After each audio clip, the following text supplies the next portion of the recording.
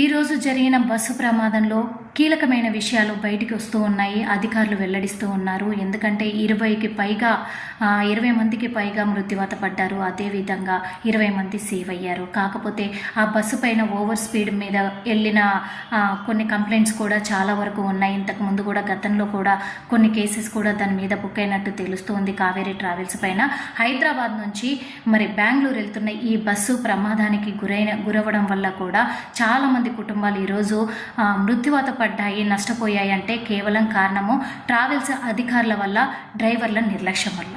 డ్రైవర్లను ఒకరిని అదుపులోకి తీసుకున్నారు, ఇంకొకరిని మాత్రం తప్పించుకున్నారు. కాబట్టి గాలింపు చర్యలు పోలీసులు మాత్రము చేపడుతూనే ఉన్నారు. మరి తనను కూడా అదుపులోకి ఖచ్చితంగా తీసుకుంటారని తెలుస్తుంది. తీసుకునే అవకాశాలు ఉన్నాయి త్వరలోనే.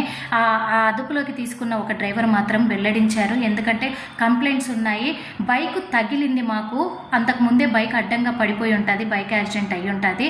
ఆ బైక్ తగలడంతో ఫైర్ అనేది ఎక్కువ అగ్ని స్ప్రెడ్ అయిపోయింది అని చెప్పేసి చెప్పడం జరిగింది. ఏది ఏమైనప్పటికీ కూడా ట్రావెల్స్ అధికారులపైన, ట్రావెల్స్లపైన కొన్ని ఆంక్షలు కఠినంగా విధిస్తేనే వాళ్ళు అదుపులో ఉంటారు, సురక్షితంగా ప్రజలను వాళ్ళ గమ్యస్థానాలకు చేరుస్తారు. కాబట్టి ఇలాంటి చర్య మళ్ళీ జరగకుండా ఉండాలంటే అధికారులు ఖచ్చితంగా అలర్ట్ అవ్వాలని కోరుకుంటున్నాను.